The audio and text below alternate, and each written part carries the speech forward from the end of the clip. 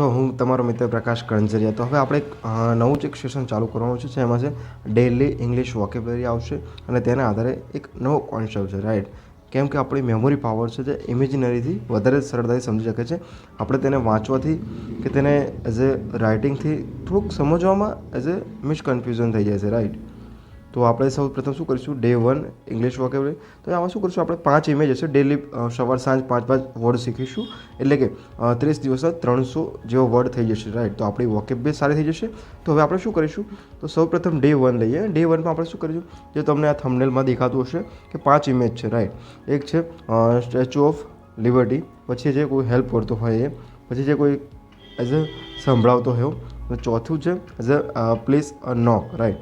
અને પાંચમું છે જસ્ટિસનું. તો હવે તમે પહેલાં સૌ પ્રથમ શું કરો, જુઓ ઇમેજ, પછી વિચારો કે આના ઉપરથી કયા ઇંગ્લિશ વર્ડ આવશે, રાઈટ. કારણ કે જો થિંકિંગ પ્રોસેસ આપણી અંગ્રેજીમાં સમજવાની થશે તો વધારે બેટર આપણે એને સમજી શકીશું. તો કશો જ વાંધો નહીં વિદ્યાર્થી મિત્રો, આપણે આને 5 ઇમેજ લેવું, 5 ઇમેજના 5 ઇંગ્લિશ વર્ડ શીખીશું અને તેના એઝ અ રિલેટેડ બીજા પણ ઇંગ્લિશ વર્ડ શીખીશું.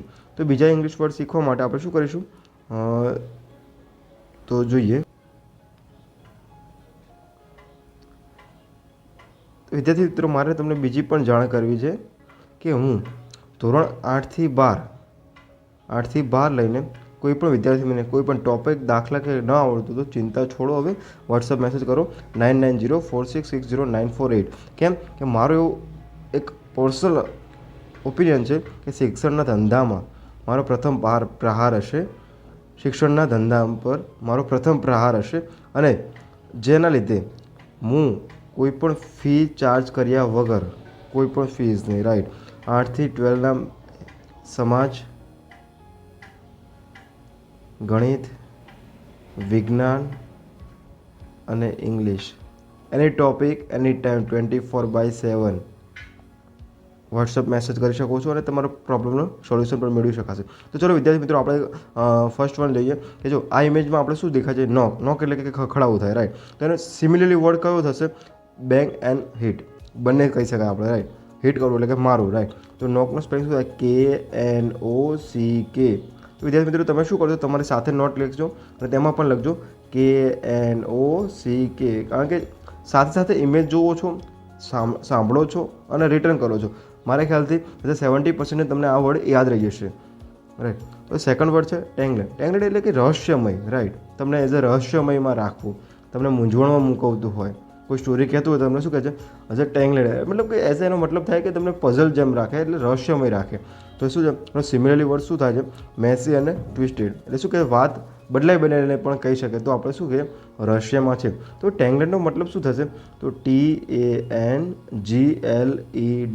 તો હવે શું કરશો વિદ્યાર્થી મિત્રો, TANGLED, ટેંગલેટ એટલે શું થાય, રહસ્યમય, રાઈટ.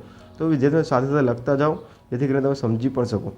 હવે ત્રીજો વર્ડ શું છે, એપ્રિશિએટ. એપ્રિશિએટ એટલે શું થાય, as a similarly word as a motivate પણ કહી શકાય, રાઈટ. કોઈને તમે સહાય કરો તો એને શું કરે, એપ્રિશિએટ કરો. કોઈને સમજો તો એને શું કરે, એપ્રિશિએટ કરો, રાઈટ. તો એને શું થાય, કોઈની વેલ્યુ કરો, તો વેલ્યુ અને રિસ્પેક્ટ કરો. એટલે એઝ એ તમે એની સાથે સમજણથી એની રિસ્પેક્ટ કરતા હો તો શું થાય, એપ્રિશિએટ. તો એપ્રિશિએટનો સ્પેલિંગ શું થાય, એ પછી ડબલ પી આવશે, જુઓ, PRECIATE, એપ્રિશિએટ. તો APP પછી RECIATE. લોંગ વર્ડ હોય તો એને તોડી લખવાનો પ્રયત્ન કરો તો ઝડપથી આપણને યાદ રહી શકે છે. હવે ચોથો વર્ડ છે લિબર્ટી. તો જો આપણું ભારતને ગર્વ લેવી જેવી વાત છે, જે આ લિબર્ટીનો રેકોર્ડ હતો તે તોડીને સ્ટેચ્યુ ઓફ યુનિટી, જે આપણા ભારતના વડોદરા શહેરમાં, ગુજરાતમાં વડોદરા શહેરમાં અત્યારે શ્રી સરદાર વલ્લભભાઈ પટેલ, જે લોખંડી મહાપુરુષની પ્રતિમાનું ત્યાં આગળ અનાવરણ કરેલું છે, તેને આપણે શું કહીએ, Statue of Liberty. Statue of લિબર્ટીના સ્થાન કરીને કયું, સ્ટેચ્યુ ઓફ યુનિટી. તો જો લિબર્ટી એટલે મતલબ, લિબર્ટી એટલે કે શું, સ્વતંત્રતા થાય, રાઈટ. તો વિદ્યાર્થી મિત્રો, મને કહો કે સ્વતંત્રતા માટે આપણે લિબર્ટી વર્ડ પણ વાપરીએ છીએ અને ફ્રીડમ વર્ડ વાપરીએ છીએ. તો મને કોમેન્ટ બોક્સમાં કહો તો ફ્રીડમ શેના માટે વપરાતું હશે, એ તમને ખ્યાલ હશે ને. ફ્રીડમ એટલે પણ આઝાદી થાય ને લિબર્ટી એટલે પણ શું થાય, સ્વતંત્રતા થાય. તો આ બંનેમાં થોડોક એઝ અ પેજ છે, તે આપણે પછી આગળ જોઈશું, થોડો એડવાન્સ લેવલમાં જઈશું ત્યારે.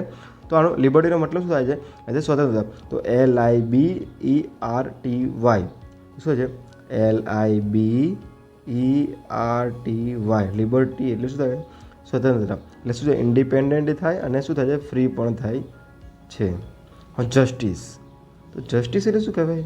ન્યાય પ્રણાલી, એટલે કે ન્યાય, રાઈટ. તો જસ્ટિસનું શું થાય? JUSTICE. તો જસ્ટિસનું શું થશે? JUSTICE.